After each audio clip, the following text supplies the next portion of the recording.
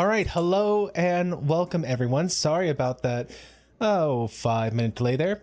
It is just 1000% my fault. Like, even more so than usual, it is my fault today. Because I should have been getting ready for the stream, but I wasn't. What I was doing was fighting with a computer program I've been working on. And I was getting really annoyed. I get a pressure sensor to calculate the altitude of where I'm at, because it's super important, obviously. And it's been giving me like these outrageous numbers. I've been trying to figure out what's going on with this thing. And it turned out it was my own fault. I was calculating something twice, and so it was coming up with like an absurd number. So that's what I was doing instead of getting the stream ready. So I do halfway apologize for that. I should have been doing this instead. I do apologize, kind of. It's true. So it was all my fault, guys. Just all of my faults there. Sorry. But hello and welcome, everyone. I hope you're doing well. It is Tuesday, May the 25th. John, how are you today? I'm good. How about you? I'm actually good. I mean, I've been fighting with a program, but you know what? It is a winning fight. And it's one of these things where I don't even need to worry about this. Like, I had it working just fine. It's just I didn't like the way it was working in the background. And oh gosh, what is going on with my camera feed today? Is it like stuttering on your end? Not in StreamYard. I don't know about YouTube. Okay. Like my screen keeps like flashing, like it's trying to give us all an epileptic seizure or something. But okay, so sorry, John, what's that? I did notice it blink briefly, but it wasn't a big deal. Yeah, I may start and stop. Not the stream, just my webcam here. May give it a little quick back and forth. So anyway, I forget what I was talking about, but it was probably about how things are my fault. Yeah, look at that. Well, they're saying in YouTube that it's flashing there as well. Yeah, so let's give this a quick try here. We're gonna stop it. Yep, there I go. And start it back up here. And hopefully it plays a little more nicely. I'm not sure why it's going so crazy there, but it doesn't matter. It does not matter. Let's see. So hello to everyone in the chat. Thomas Potts is here saying we want Babylon 5 Thursday. Ooh, that is a fun idea. I'll think about it. I will. Oh, okay. So the only problem with Thursday nights is every other Thursday night I have a Bible study, which is why Anti-Trucker and I moved our movie nights from Thursday to Fridays, because then we could do it every other week and it wouldn't be interfered with. Like, and it's weird because on weeks where there's 5 Thursdays, everything just goes insane for some reason. Yeah, I hate those weeks that have 5 Thursdays. Darn it. The months that have... I do it to myself, you know.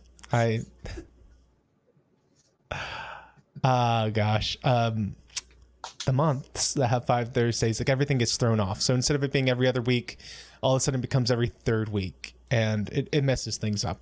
So Thursdays, Thomas, not a good day, but I do like the idea. Like, I really want to do Babylon 5. It's just, we need to get through SeaQuest first. And you know what? SeaQuest. So we are on episode 7 today.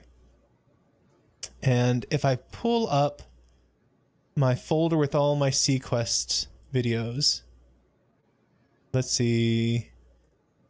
We get to my TV shows, SeaQuest. Season 2. So there's only 22 episodes in season 2.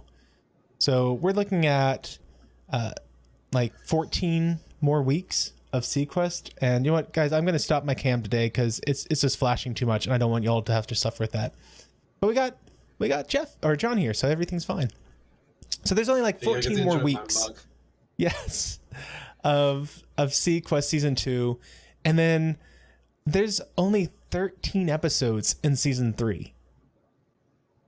So, I mean, it's like a half year worth of SeaQuest left. So once SeaQuest is over, we will start doing Babylon 5, provided, of course, that Jeff still wants to do Babylon 5 at that time. And I'll hold you to that. Yeah, please do. And Thomas, I see that he's making my schedule for me. Oh dear. Yes, Monday, Monday is the Wednesday virtual pub. I think you mean Monday is the Wednesday virtual pub moved to Sunday, or how would you put that? Thomas, you can think of something better for that, but it's been all over the place. Tuesday is SeaQuest. Wednesday is video game. I like that idea. Thursday is Babylon 5. Friday is movie night with AT. And Saturday and Sunday, I'm off. Oh. Okay, so I'll be honest. It would be fun to be one of those professional YouTubers and Monday through Friday have this be my gig. But it is more fun for me to have a job. So I will not be doing that schedule. And then once SeaQuest ends, I'll have 2 Babylon 5 nights. I see. Oh, gosh. Okay, and Robert Green was here saying, sup, y'all, 5 minutes, huh? And it turned out to be more like 10 because I was getting things ready late. I have seen Army of the Dead, Robert Green. Is that the one I'm thinking of? The one with, what was the actor's name? He was the King of Thieves in Hercules. Bruce Campbell. Yeah, Bruce Campbell. It's Army of Dead Bruce Campbell.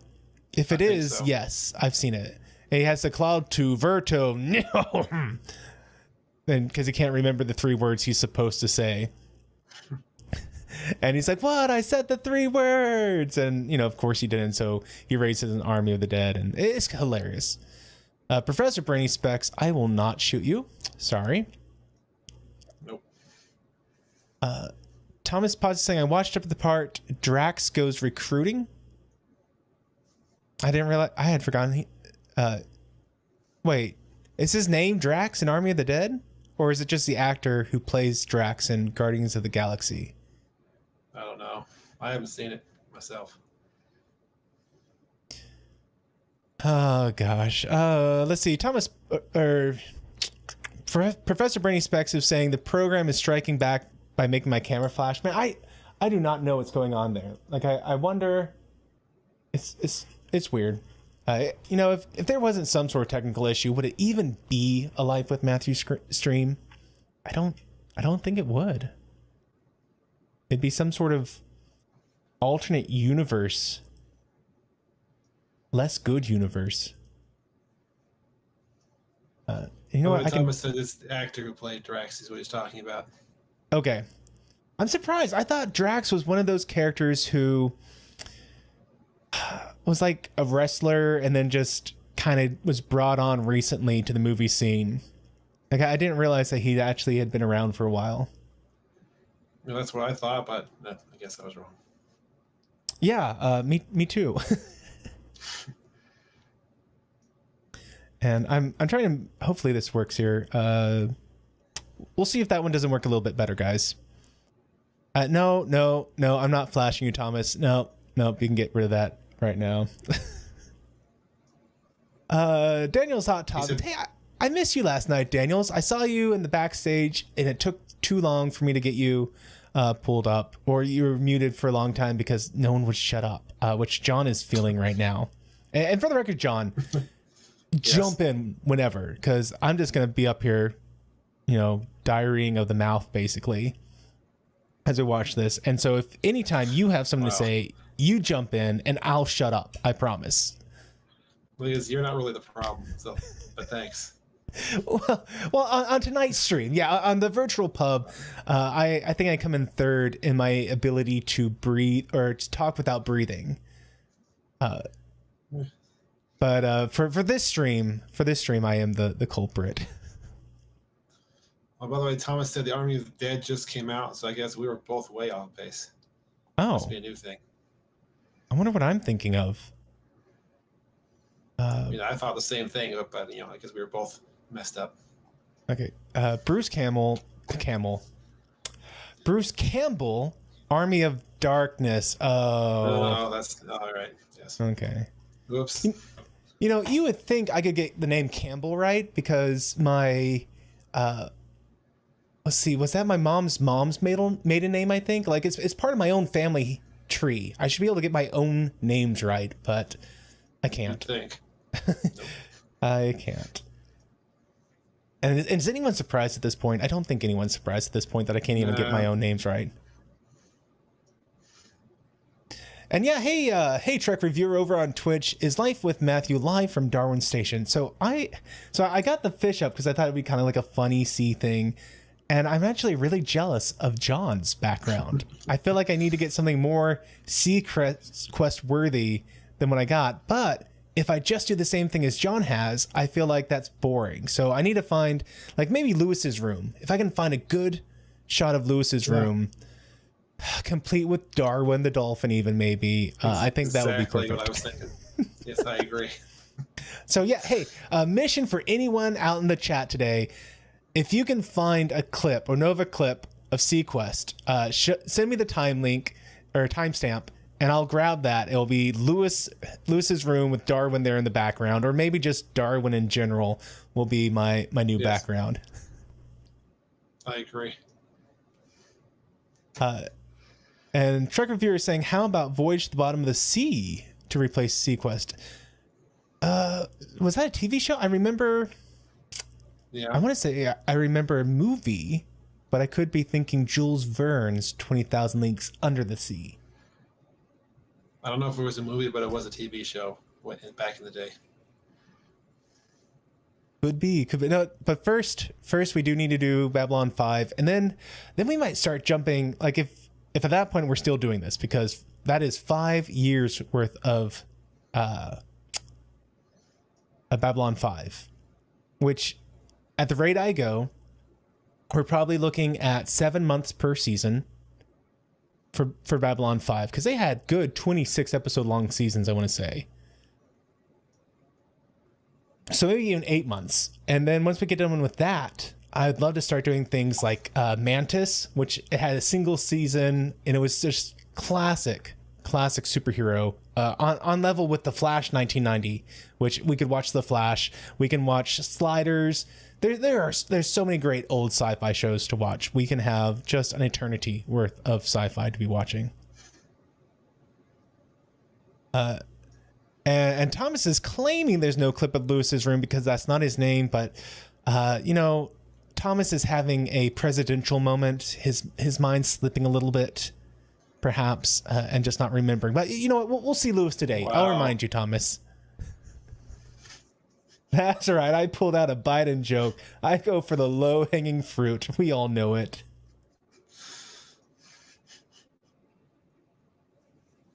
All right, let's see here, everyone. How about we go ahead and get this started and see. Yep, I don't want to do the clip show quite yet because I have forgotten to actually, tell anyone anything about how we do this here. So let me drop that link into the chat over on YouTube, and I'm going to pin this message, and we will go ahead and put this in every once in a while over on Twitch as well, because Twitch doesn't let me pin messages, unfortunately, or if they do, I don't know how to do it. So hey, anyone who wants to tell me how to do that, that'd be super useful. But this is the way it works, everyone. The link I just put in is the link to our screening room over on sci2.be. If you're watching this right now live with us and you have the ability to have more than one window open at a time on your viewing device, you can join us right now and watch this synced up with John and I. If you're watching this only on one device, we got you covered. We will include clips of the episode right below so that you can see the action as we're talking about. If you're in the future and you want to watch this and not just watch the clips, which, I mean, the clips always manage to find that great moment of Piccolo, so you're not going to miss out on too much. But if you want to watch the actual show with us, you can't use my screening room. That only works during the stream. You're going to have to go to Peacock TV, sign up for one of their free accounts, and be able to watch all of SeaQuest at your own leisure, at your own pace, for which I highly recommend it. I mean, it's a free service.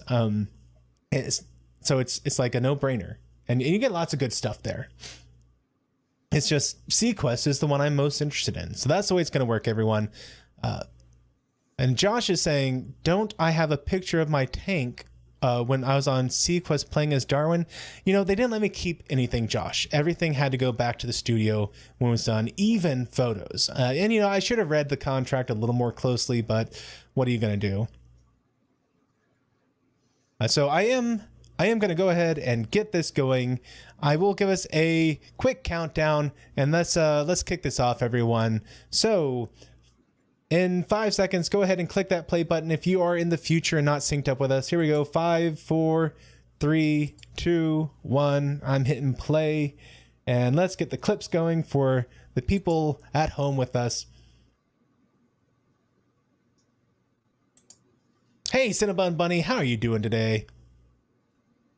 And yes, Dolphins. Always with the Dolphins. Dolphins.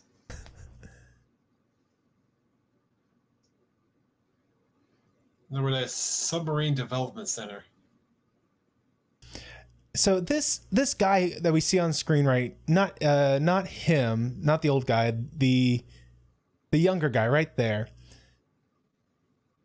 He looks so familiar. I feel like I should know him from somewhere. That's my wonder. Like I want to say we saw him maybe on SeaQuest at some point, or maybe he's just I don't know, maybe he's just some random geeky looking kid. But unfortunately, he's uploading this new program, this new AI for some sort of sub, and someone spilled something on the memory banks, which, whoops, it was in the middle of an upload. You shouldn't be doing that during the middle of an upload, as everyone knows. And unfortunately, they only got part of the AI program uploaded, and now the ship is going haywire. Like, we're just going to blow up some stuff now. Why not? Sounds like fun.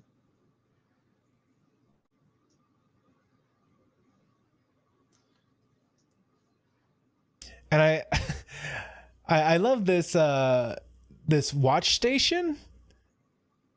They're supposed to be this missile alert station, but instead they're all, you know, feet up on the desk, listening to music, and they're wondering what the last single released by the Rolling Stones was. And the guy says, well, that's a no-brainer, something 2012. And it turns out that was the last album, but the last single from the Rolling Stones was 2011. And I have no idea if that's true or not. It's a very good question. But here they're saying, uh-oh, there's hostile contacts made, missiles incoming, and there's a guy reading a book over in the corner. I'm going to call him Scruffy. And he's saying, nope, that's it's just glitching. There's no way that's happening. You know, the Japanese aren't launching missiles at us. And the guy's like, no, look, it's being really specific. In fact, look, I can see them with my binoculars. They're right there coming for us. And everyone's scrambling, but, you know, they messed around too long. They missed it. So the missiles go right by them and looks like it hits the city.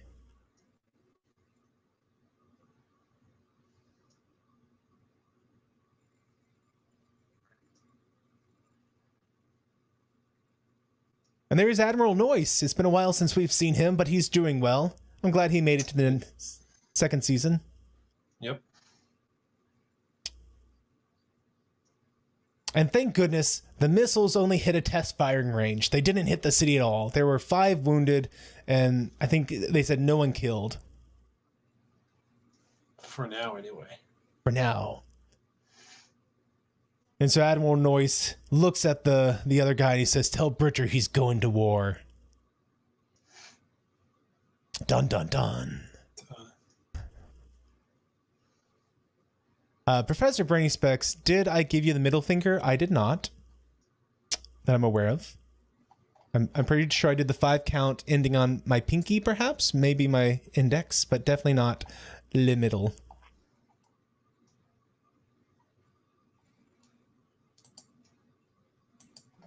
Professor Brainy Specs is... Sorry. I was saying we're enjoying the theme song, but go ahead. Professor Brainy Specs is saying, there's that unmaterial selection. How did I miss that episode? Oh, okay, because the Trek reviewer was saying The Darwin station I was referring to was from season 2 episode of TNG called Unmaterial Selection. Is that the name of it? Are you talking about? It's actually Unnatural Selection. I was It's gonna the say. actual name of the episode. I was gonna say. I think it's a little something different than that. So Tiki of Doom saying Steven Spielberg must have bailed on season 2. Actually, he didn't. I was kind of surprised. I guess I had forgotten he was part of this, but in the list of like co-executive producers or something that we'll see in just a minute here, you will see that Steven Spielberg is listed as one of the co-producers or co-executive something or other. Yes, although I don't think he had much involvement in the day-to-day running of the show. I think it's more like he may have contributed a few ideas here or there.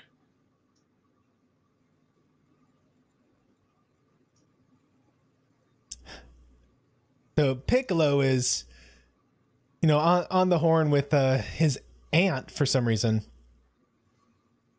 But apparently his Uncle Paulie took care of some bell jumping thing he had done.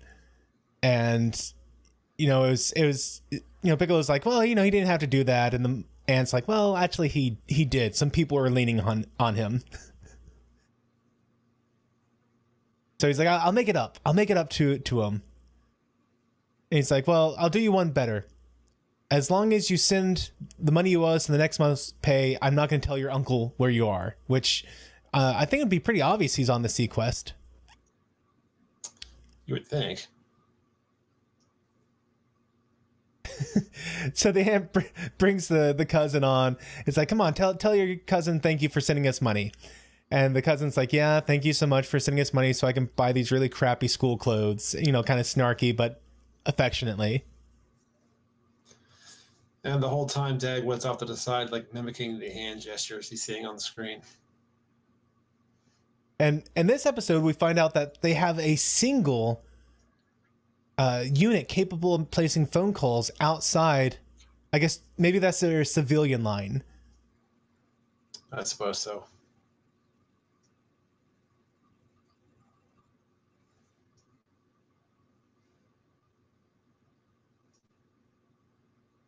Let's see, Springtime is saying, how will we stop Matthew from getting NBC to remake SeaQuest as a very hard MA-rated series for Disney+.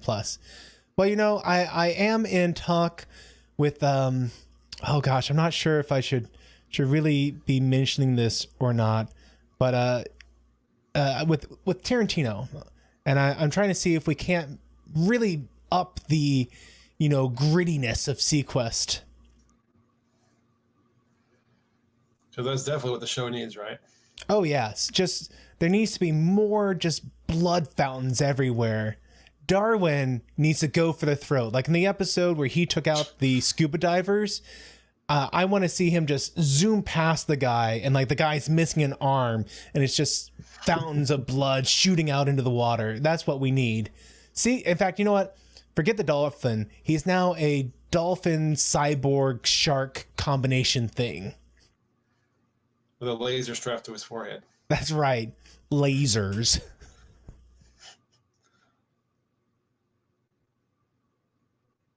And Admiral Noyce, if anyone's interested in whatever that's going on about, he's filling them in on what's happening. That it is a completely manless sub. That they felt it was too dangerous to let people be involved with this level of military weapons or this sort of armament. So they decided to make it a 100% automated device, and it's gone rogue. It only has a fragment of its program. And most interestingly, it seems that every hour on the hour, it calls out Captain Bridger's name.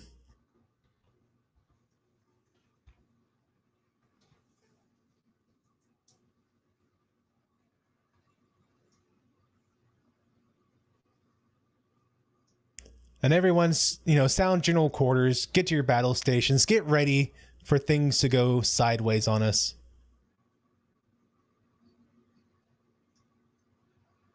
Thomas is advising that we fire the nukes at it. It's one of his favorite strategies. It seems to work usually.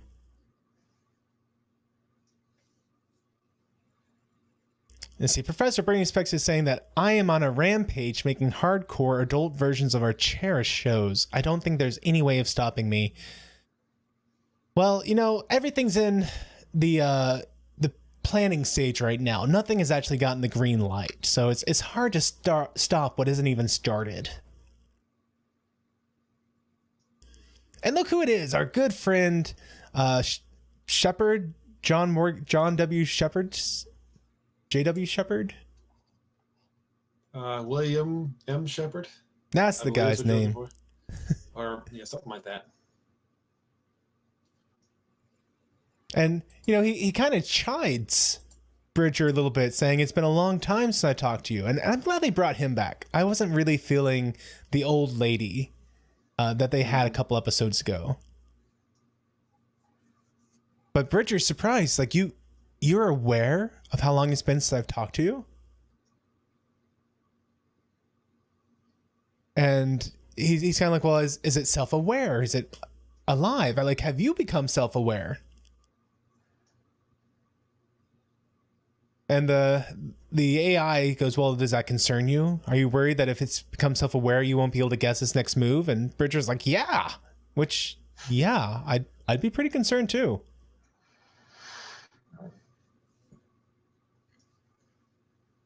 Oh, but he'll be thinking about him. How sweet of the AI. Yes.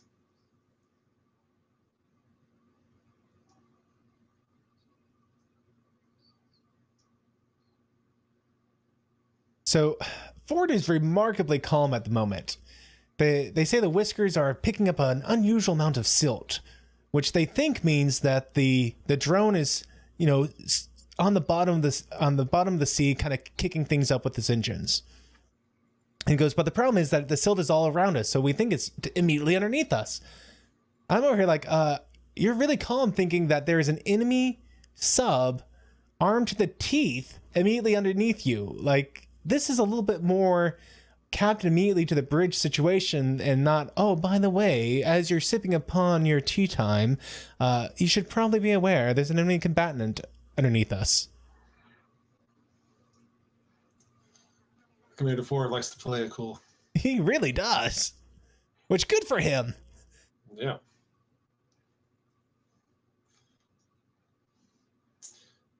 And the sub was indeed on the bottom, underneath them. Employing some sort of active camouflage. Which, I mean, realistically speaking, unless someone had a window on their bottom of their sub, you wouldn't really need active camouflage in that respect. True. Although it makes for a nice visual effect. You know, kind of like it has octopus skin or something.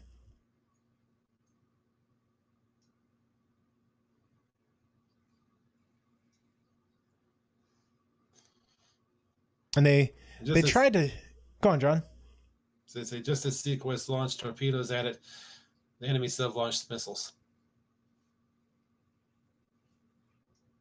And Lewis, there you go, Thomas. There was Lewis for a second. Lewis actually has a spot on the bridge this season. So he's becoming more and more involved with the daily operations aboard the SeaQuest. And when he hears, or when Lewis projects where the missiles are probably going to land, Bridger goes, wait, that can't be. Call ahead. Warn them that it's going to hit the ammunition testing site and have everyone evacuate. From the Rodman Naval Base. There we go.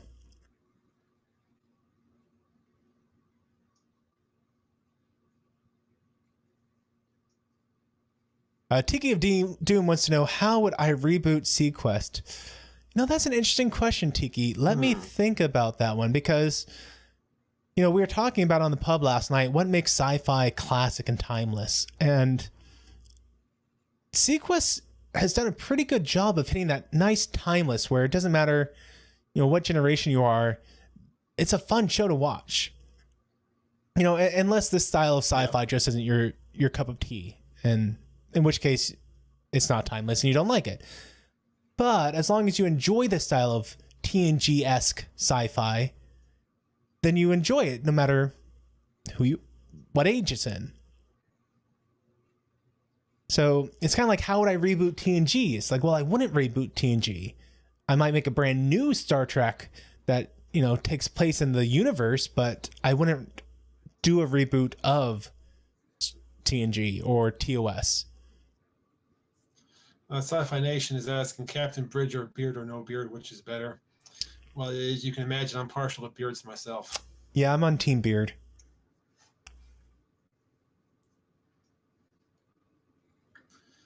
By the way, if you get a good look at the computer console on the enemy sub, see if it looks familiar. Okay. It was there just a second ago. I should have been paying attention. Let's see if we get a better shot later. And if you saw it in one of the clips there, what we actually see is that the data fragment AI is taking on the form of Captain Bridger. It's using his face for some reason. And here we are finding out that the reason Bridger knew it was going to hit the ammo testing hill was because this was his attack plan. He made it all up. And apparently they were doing a live, or not live testing, but they're doing a combat game. And Bridger had done this plan on, you know, attacking the first place that got hit, and then Rodman Naval Base. And now they're talking about where his third place is. But before that, there's an issue. While so far they've been using conventional weapons, it turns out that the only thing he has left aboard the sub are tactical nukes. Which, so Thomas, you're going to get your wish. We're going to fire the nukes. Mm-hmm. Daniel's Hot Topics wants to know, is Shazam in the DCEU? Yes? I think so. And Thomas, I'm prone to agreement. He says, I don't think DC knows what is in the DCU. They screwed it up. Yeah, that's the hard thing about the DCU. Like it or loathe it, they didn't have it organized very well. And as a result, we're having some issues. It's kind of disconjointed.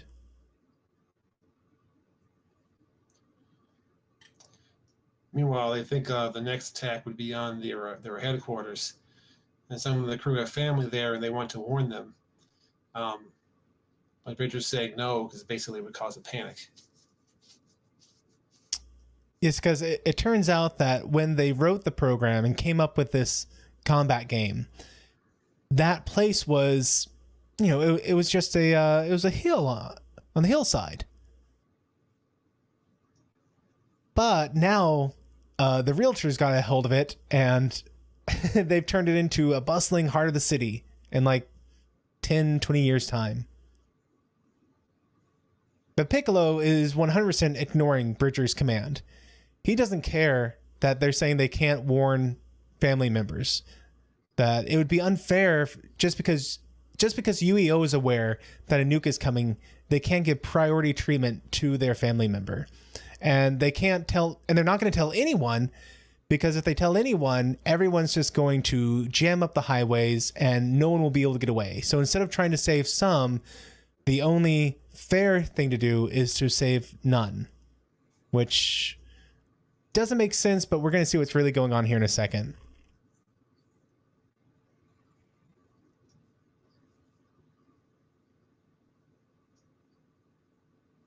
And Piccolo, he's like, look, what if we just call up my aunt? Please, call up my aunt and don't give me reason. Just say, get in the car. Don't ask me why. Just get in the car and drive away. Go. And Lewis is saying, well, I can't do that. It's not right. Don't ask me to do this. I promised Bridger I wouldn't. Which is nice because last season, he made a promise to Bridger along these same lines, and he broke it. And he promised that he wouldn't do it again. So we're seeing that Lewis is, you know, he's trying to improve himself. Yes. But Piccolo makes a very convincing argument. Like when you he holds up the picture of his family. He's like, look at my family and tell me you're going to let them die. Like, look at them and to say you're going to do nothing and let them die.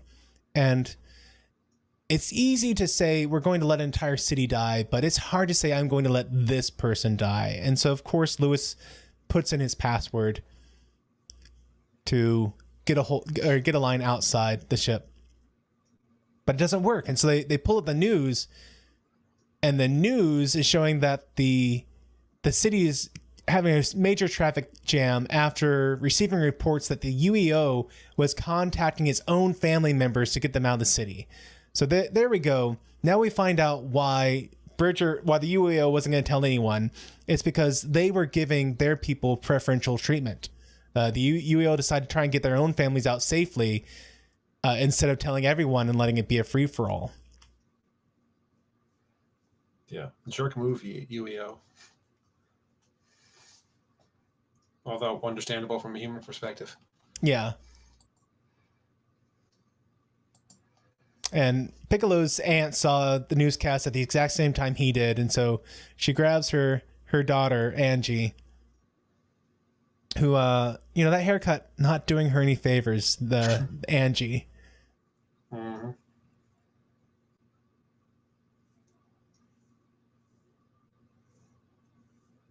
Hey, Sci-Fi Nation, telling us that the guy who plays Dagwood, Peter DeLuise, I want to say. I think so. He directed a bunch of SG-1 shows, and he even directed his dad, Dom DeLuise, in an episode. Yeah. I think you're right, Professor Brainy Specs. Project Prometheus is running the AI on the sub. I'll explain a few things. And yes, Sci-Fi, Piccolo is indeed the real-life brother of Dagwood. And 2 weeks ago, I want to say, maybe 3, they had Dom DeLuise, their father, on the show also. Yep.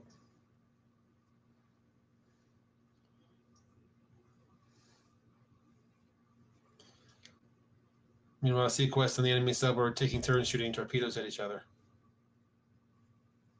And Bridger, he comes up with an interesting idea. He's like, we're going to shoot torpedoes. And Ford says, well, there's no way that's going to work. It's going to dodge. And Bridger, he's actually maneuvering the other ship into the path of the torpedoes they launch by doing a couple of complex maneuvers. And it starts to work, but at the last second, it veers off and gets away. And actually, it gets its own shot off at the SeaQuest. And it looks like they're able to stop it just in time. Because remember, at this point, they're shooting nukes at each other. or at least the smaller ship is shooting nukes at the SeaQuest.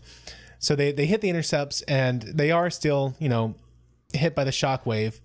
Which is often, in a submarine battle, the shockwave is often just as dangerous. Like, that's what takes down the sub more often than not.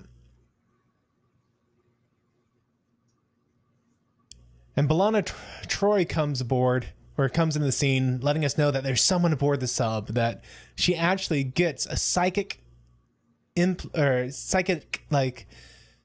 awareness vibe off of the sub and recognizes it as Captain Bridger.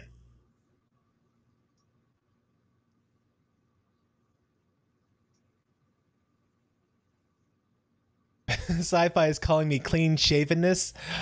Yes, I am. Indeed. Yes, B'Elanna Troy. That's a Matthew original. I wish I could say that it was me being witty, but it wasn't. It was me being me.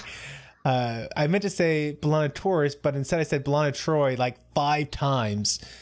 And I feel like that's a good enough nickname for Dr. Smith, because the only Dr. Smith is off of Lost in Space, and she does not strike me as someone I'd see on Lost in Space.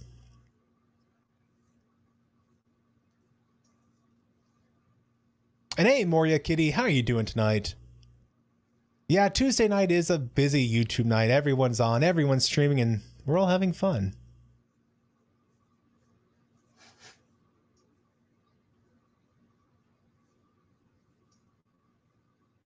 I'm almost Bird of Prey levels behind on my chat. That's bad. That's real bad.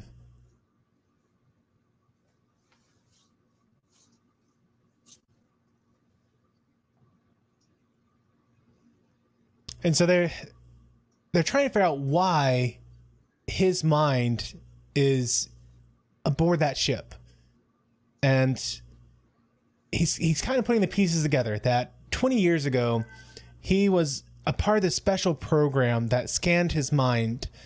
And the idea was to create this profile, a psychological profile of himself that could have been potentially used in an AI. But at the time, like after a while, Sea Sciences collapsed and all the disks were destroyed. And so they're like, well, we can't figure it out. They're looking at employment history of the different people aboard there. And sure enough, one of the head scientists who have been working on this program was an intern in the artificial intelligence Sea Sciences division. So clearly what happened is that this intern kept one of the copies of Bridger's mind and used it as a base template to get a leg up on his own programming for this AI project. Those interns, man. They're the worst. Gosh.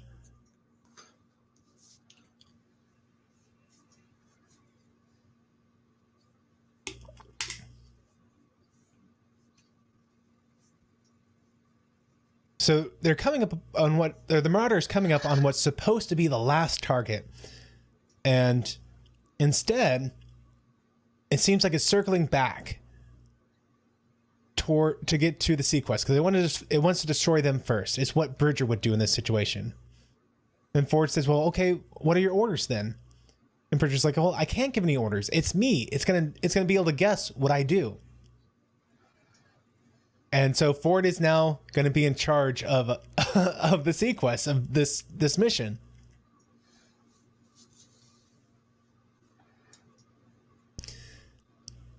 And Ford's a little bit hesitant about this, but he takes the command chair. And this could have been an interesting transition because I do know that Bridger leaves by the end of the season. Or at the end of the season. And I think having this episode be the pivot point between Bridger being in charge and giving Ford more authority would have made for a nice transition, handing things off to Ford. But of course, that's not what they chose to do. They brought in someone else who I don't remember his name.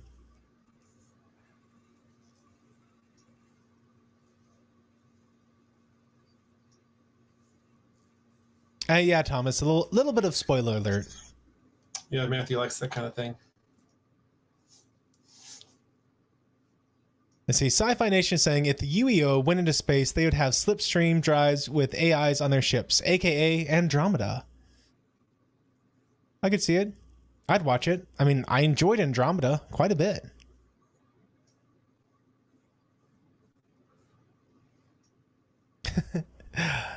Thomas is saying the OEA is racist. UEO, son of a bird.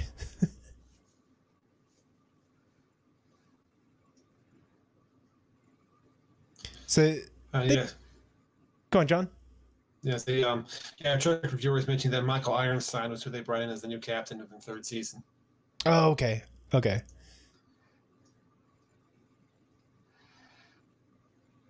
You know, speaking of racist things, I saw a book. We went to Half Price Books today, and there's a book there called "Why I Don't Talk to White People About Race Anymore."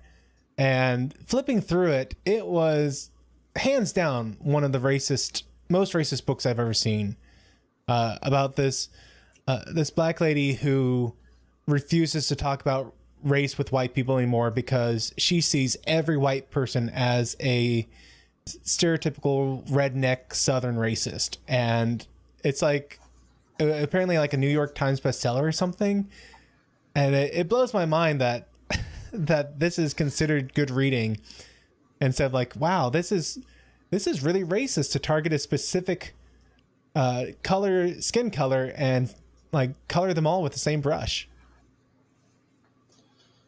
By the way, it looks like you've been ignoring the professor. He said you skipped a couple of his messages. Did I really? I apologize.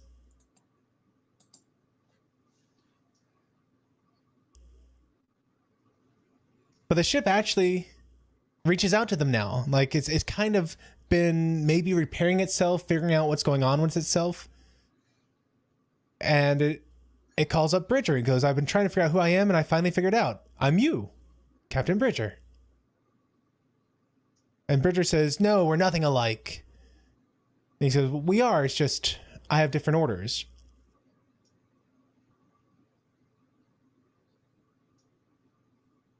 And Bridger says, well, look, can I come speak to you? We can try and resolve this. And the AI says, I'd like that very much. It's why I haven't destroyed you. Because it has, at this point, despite Ford's pretty ingenious tactics, it was one step ahead of Ford. And it managed to attach a spider-like nuclear bomb to the bottom of the SeaQuest. So at any time at this point, it could just destroy the SeaQuest.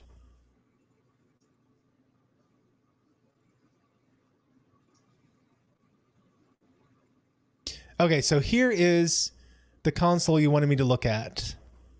Yes. Let's either get a closer look at it.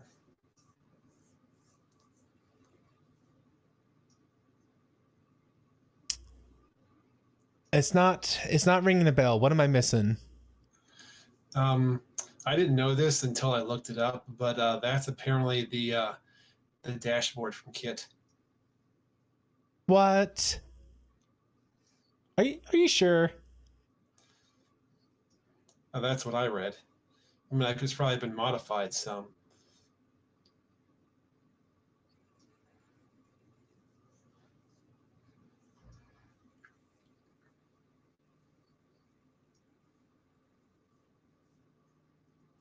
Sorry, things that was stuck there.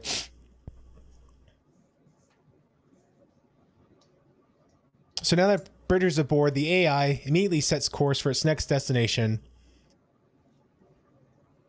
And Bridger works out real quick that the AI just didn't want to kill him. He's like, no, of course I didn't want to kill you. You're me. So it was all a clever ruse to get Bridger to come aboard the Marauder ship so that he'd be spared. And Bridger's like, come on, I changed. How can you be like this? And, you know, the AI responds with, that's impossible. I myself, I'd never change.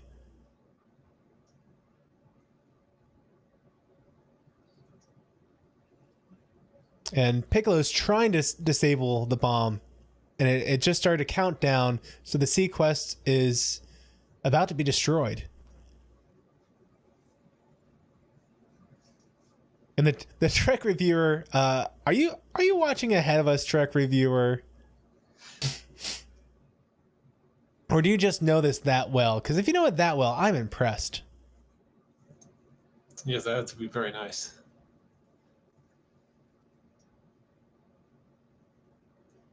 Sci-Fi, you are correct. AI was Bridger before his son died. So this was the Bridger from 20 years ago. I think he said 20 years ago, but it was when he was still trying to become an admiral. He was, he bled UEO, as the saying goes. But unfortunately, the civilians that are there are stuck now. That the transport has all the space it can take. No one else can get through. And there's nothing to do but bunker down and hope for the best. Excuse me, 12 years ago.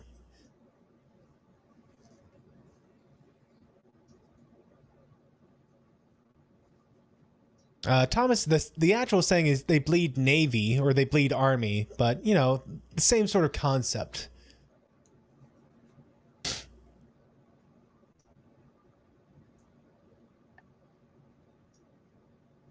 And the AI Bridgers, he's not being dissuaded no matter what the captain says. He's like, well, come on, think about it. If this was your mission, why would I be trying to stop you? And Bridger says, well, it doesn't matter. Like, I don't know the reason, but who cares? It's not my job to try and figure out incongruencies and orders. It's, you just do the order. And Bridger's like, oh, that is something I used to say, but just think. And he's like, nope, arm missiles, get ready to launch.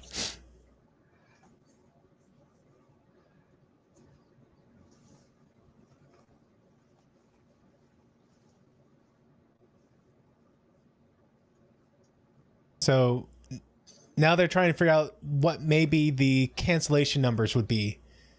And Ford's like, what numbers could he have used 12 years ago? We got to get into his mind. And And thankfully, we have Darwin there to provide the code. Darwin, freaking Darwin. He knows the password. Of course he Bridger's does. favorite numbers. Exactly. And Trek Reviewer, you were so close. It was 232629.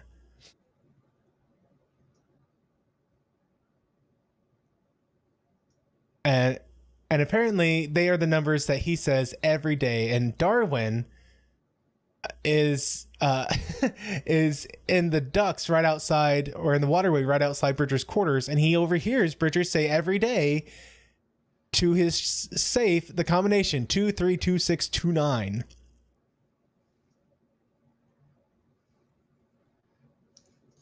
I'm sure glad we had Darwin around to save the day. Darwin always saves the day. I mean, that would be a good background for you right there if you couldn't find one of Lewis's room. Just Darwin saves the day. Yeah.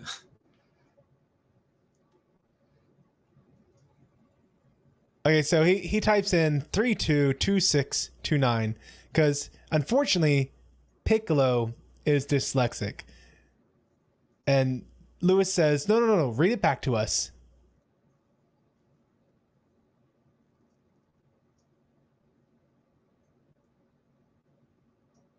And of course, Piccolo messed it up. And he's like, whoops. Okay, so he's going to fix it real quick.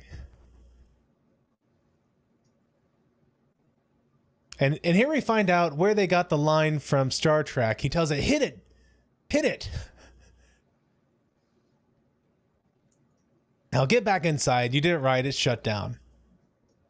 And Sci-Fi Nation said that all humans bleed red, no matter what colors they wear, except Matthew. Matthew bleeds Merca.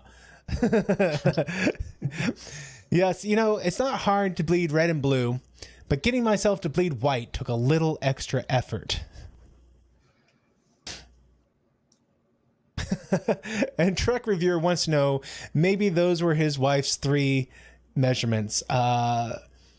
Maybe 232629 could be.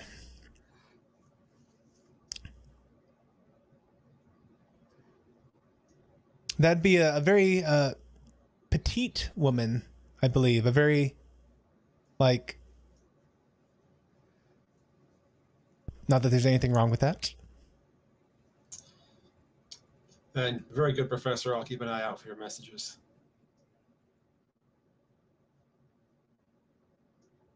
So they're about to fire upon the captain, and you know, Dagwood is kind of like, but isn't she our family? Shouldn't we not do this?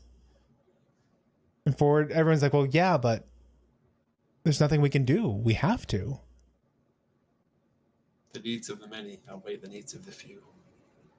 Or the one. Or the one.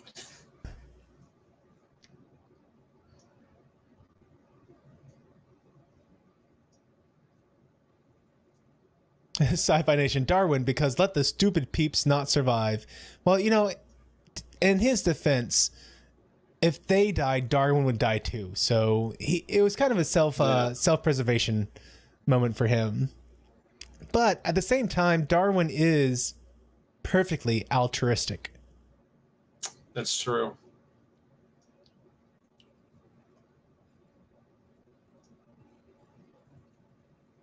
And here's the moment where it all pivots. Bridger makes some comment about his son dying, and the AI Bridger goes, well, no, that's impossible. I talked to my son last week. He wanted to quit, but we talked. And Bridger says, you're right. We did talk to him, and we convinced him to stay. We killed him. It was our fault.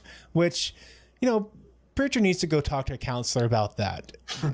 I understand the survivor guilt that he's feeling. I understand feeling like you led someone to taking, like, if it weren't for you, they would have done that. But you know what? Bridger wasn't the one who pulled the trigger. Bridger wasn't the one who started the war. There is no guarantee that if he hadn't talked with his son, that his son wouldn't have chosen to stay in the Navy or UEO, excuse me, or there's no proof that his son wouldn't have reenlisted. His son may have left, and then when the war broke out, said, you know what, it's my duty to go fight. Because, you know, people are patriotic, or UEO-otic. Well, yeah, that makes sense from a logical point of view. But as a dad, I'm sure I'd probably feel the same way in that situation. Oh yeah, sure. That's why I'm saying, like, he needs to go talk to a counselor about that. He needs to understand that it wasn't his fault. In fact, that's something I've talked about with Amy in the past. That one of my concerns is that we'll have a fight at some point, and then I'll have to go run an errand or something. I'll die on the errand, or I'll die on a business trip, and she's gonna feel like, oh, if only we hadn't fought, if only I hadn't asked him to go pick up something, he'd be alive right now. And like, that's not how life works. That to be that way is to remove God from being sovereign over the day-to-day course of our life. That God's already planned out the number of my days, and it's not your fault. You can't cause my death nor prevent it.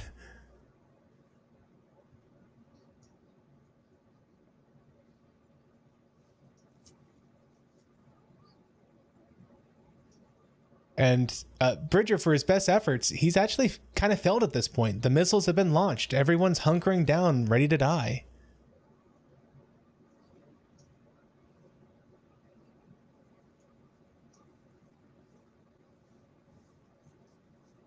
And Bridger is still making a passionate plea to get him to stand down.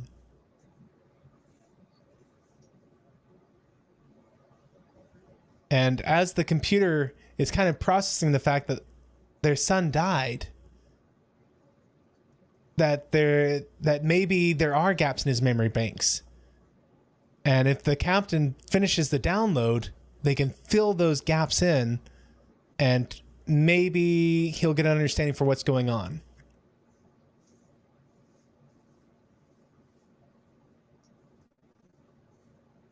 Sci-Fi Nation, so I believe in fate? Not at all. Not all. But I do believe in the sovereignty of God, that he has preordained the number of my days. So it's not fate per se. It's just that I do believe that God is aware of how many days I have. And it's only by his grace that I continue to live. And when he is ready to call me home, it is by his good grace that he calls me home.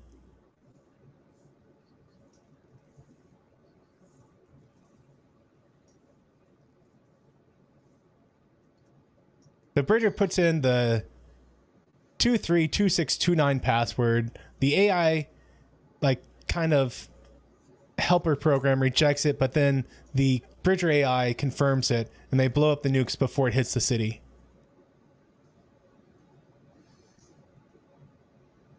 And of course, Piccolo is just thoroughly relieved. Thomas Potts or that old lady will get me. It's always a danger.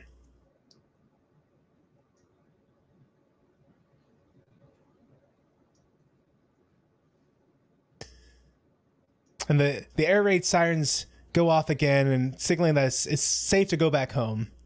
Which humorously, they talked about when they're all bunkering down, that and the air raid sirens went off. They're like, oh no, these haven't been used in 40 years.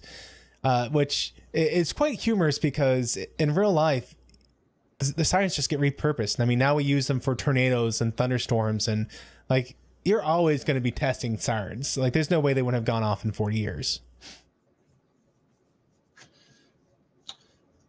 Although, to be fair, that town, I think, is based on St. Petersburg, where I live, and I can't think of sirens like that ever going off in my lifetime while I've lived here. Really? Yeah, we don't really get tornadoes here, and obviously air raids aren't really a thing. So, well, color me corrected. And the professor also says they don't use those sirens like that where he lives anymore either. I'm really shocked. I guess Texas. Wait, professor's in Texas too. I guess Dallas Texans. Yep. We just we don't let things go to waste. Now, honestly, I do wonder if, like, you even have the sirens still up. or if they maybe completely decommissioned them. And Thomas Potts is saying that I only read Sci-Fi Nation's comments. Not true. It's just he's the one who has made comments recently.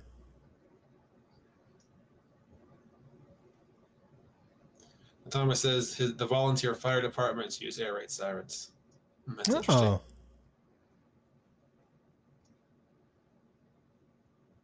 And Sci-Fi Nation is saying this must have been where Voyager got the idea for the missile B'Elanna launch and had to get it to stand down. That was an interesting one. Wait, was it a missile? It was a missile. They were like, yeah, wow. They had that plot line 2 to 3 times with B'Elanna. They had the plot line where she had commandeered a Cardassian dreadnought and programmed it to attack some Cardassian colony. And it got taken to the Badlands by the caretaker. Things happened. Eventually they found it, and B'Elanna had to take it down. Then they had the missile episode, which was somewhat super sentient or almost sentient, and she had to take it down. And then they had the episode with the robot, where she brought the robot, or not brought the robot to life. She healed the robot, repaired the robot, and was kidnapped by him in order to make a prototype, which I'm pretty sure that was the name of the episode, Prototype. Yep. Jeff says they find it cheaper to use social media like text, emails, phone calls, etc. Yeah, that's simply what they do around here as well. And Sci-Fi mentions that the episode with the missile was called Dreadnought. Mm-hmm. No, wait. There was an episode called Dreadnought. There was an episode Prototype, but there was another episode with it was I think it was a Voyager one where it was just a missile all by itself, and the missile had to catch up with 12 other missiles. Yeah, sounds familiar. Yeah. It's just so similar to Dreadnought. But it was a distinct episode. And until you said that, Sci-Fi, I hadn't really put it together how similar at least Dreadnought and the missile episode were. And I'd kind of tuck in Prototype in with that. Let's see. Voyager episodes, missile. Yeah, I'm looking for that one. It was in the last season. It was called Warhead, Season 5, Episode 25. Oh. Okay, it wasn't the last season. Never mind. So Warhead was when they found they thought to be a small spaceship crashed and damaged on a planet, but they find that its program is fully sentient and distressed. And as they repair it, they find out that it is a weapon of mass destruction. And okay, it was a doctor who had to dismantle it, but no, B'Elanna Torres and Harry Kim had to disarm the warhead, and then they had to blow it up as co-missiles. Yes, Thomas is saying that he had provided the answer in the chat as well. And if I remember that episode correctly, well, yes, B'Elanna had to help dismantle. I think that was more of a doctor episode. Mm-hmm. I downloaded into the doctor. Okay, so Thomas, it's not that I ignored your comment. It's that I had my entire comment window blocked because I was looking up the episode name. So yes, you did mention it was Warhead, download into the doctor. I apologize, I didn't have the window up. So see, it's not that I'm ignoring you, it's just I'm a bad person. There's a subtle but important difference.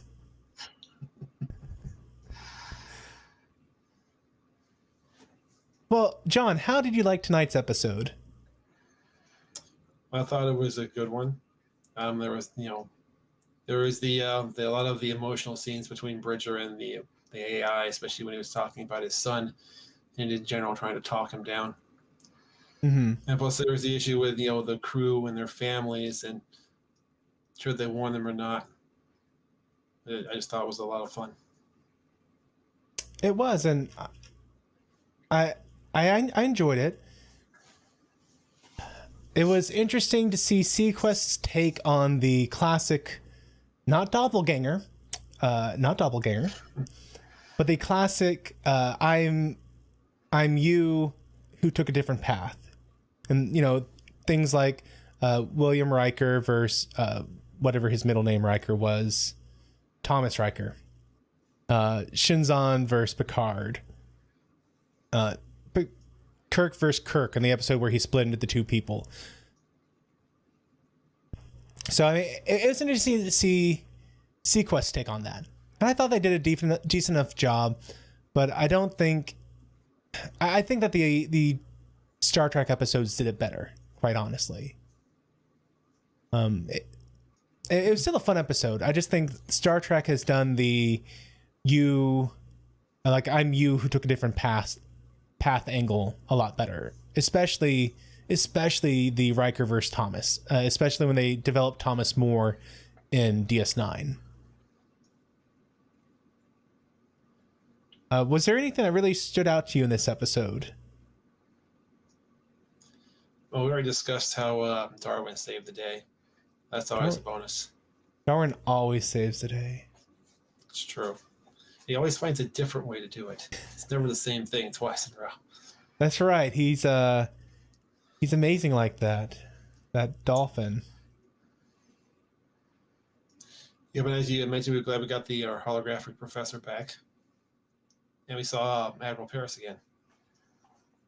It was nice to see Paris, and I was honestly really, really surprised when he wasn't, or not when the Admiral, but when the hologram wasn't around. Like, I thought he was just one of the casualties of the move from California to Florida. So when he showed up in this episode, I was really glad to see him again. I thought that was really neat.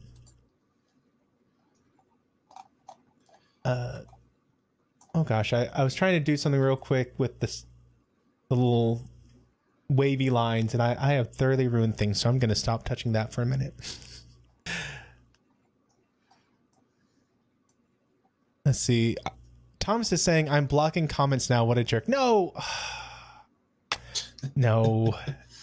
Although that is what I said. I feel so much like LDG these days. Pay attention to what I mean, not what I say.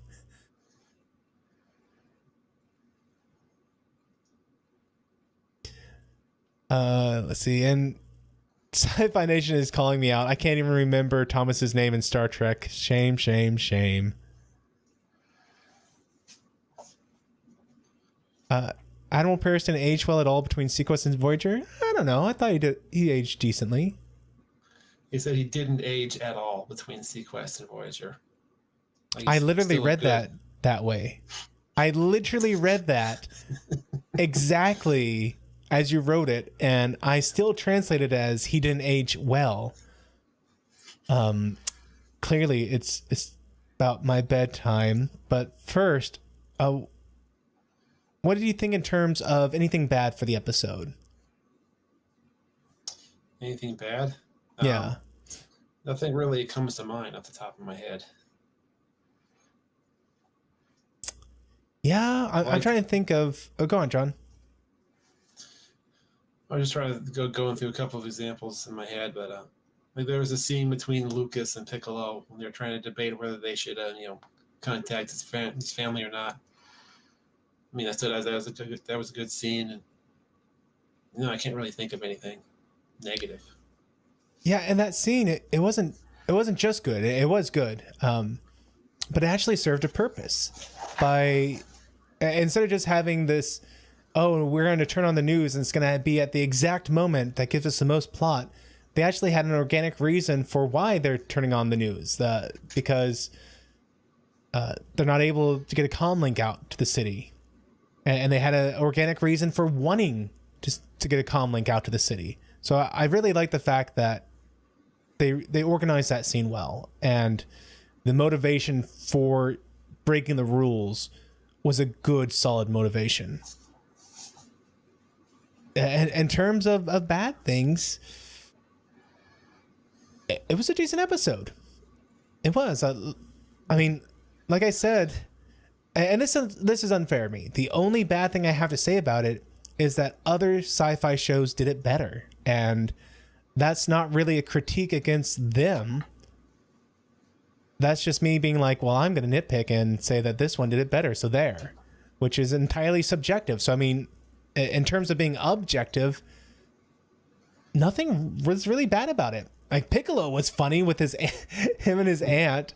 And there at the end, we were talking over it, but you know, the aunt and the niece were talking about how Piccolo's, they're kind of acting like he saved the day and he's on his uncle's good side again. And so they're going to put his picture up on the mantle, but the only pictures they have are like mug shots of him. So she wants to know which mug shot to use, the one from when he hit an admiral or the one from, you know, Drunk and Disorderly or something like that.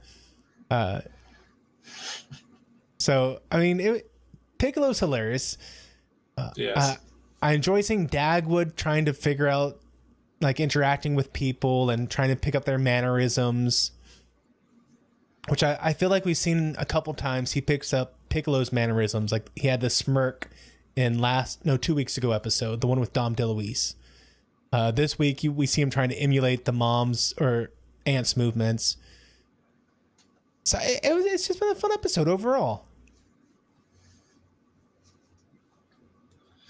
I was looking up some trivia earlier for the episode. That's how I figured out the thing about supposedly Kit's dashboard. Oh yeah, Kit's dashboard. Notice that this is apparently Admiral Paris's last appearance on the show. Oh, unfortunately. I also recall that the actor Richard Hurd passed away last year. I didn't remember when exactly. I mentioned that apparently actually tomorrow is the 1 year anniversary of when he passed. Okay. Yeah, I didn't realize he I guess I knew he had passed away, but I didn't realize it had been a year ago. That's wow. I don't know. Okay, so let me pull up a couple of these. Oh, you know what? I can't do it this way. Let me get rid of our nice background and turn off my filter like so. And we're going to transition that over. There we go. So I did that real quick so that I can add in my screen share. Let's see. Let me share screen 3 here. Put it onto the show. And yeah, there we go. Okay, so this is the Kit's dashboard I was able to find. Now, I think a lot of these are supposed to be like people's recreations. Like this is clearly someone read it in their own car, which is impressive. Yeah.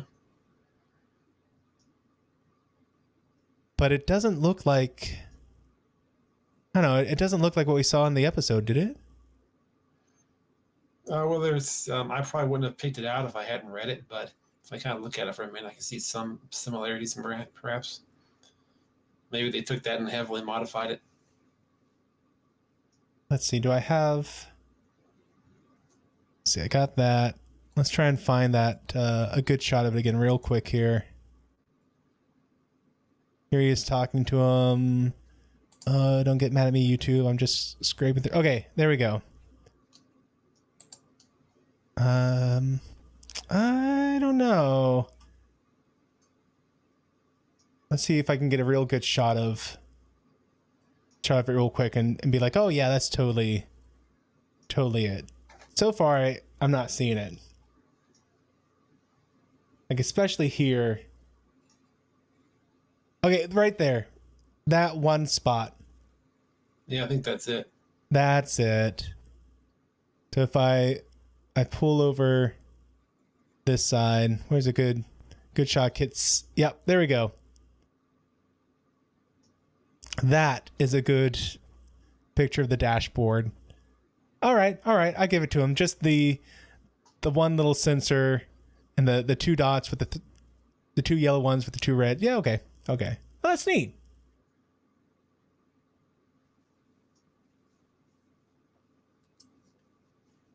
And let's see what chats I've been quote unquote blocking as I get in trouble here. I'm breaking stuff again. Always.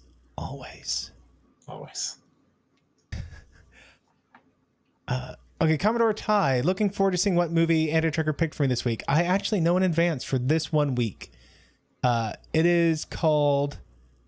Shoot.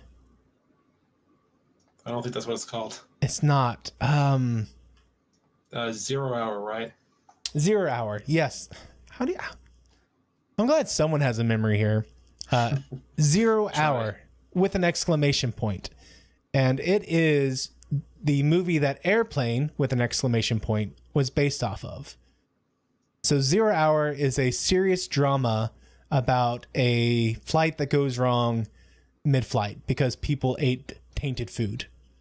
And Airplane took like scene for scene, line for line, that movie, and then just added in a bunch of funny bits to make it a comedy. So I do look forward to seeing how that's going to go. In fact, Anti-Tracker has been working all this week on combining the two movies. So when we watch it on Friday, you're actually going to see both movies side by side, and they will be playing, here's the line here, here's the line here. This line is identical, so they're both playing at the same time, and each one will pause whenever there's a slight difference. So I look forward a lot to seeing how that one goes.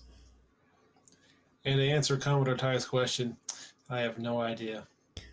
I actually, I would have a much less good stream. Sick. No, thanks. Well, guys, let's go ahead and wrap it up here. I really do appreciate you hanging out with us tonight, as always. And tomorrow, or not tomorrow, wow, I'm getting in trouble for that one. Not tomorrow, but next week, we will be watching Season 2, Episode 8, by any other name. An episode that, like all the rest, I know nothing about, but I look forward to watching. Likewise, even though I do know what it's about.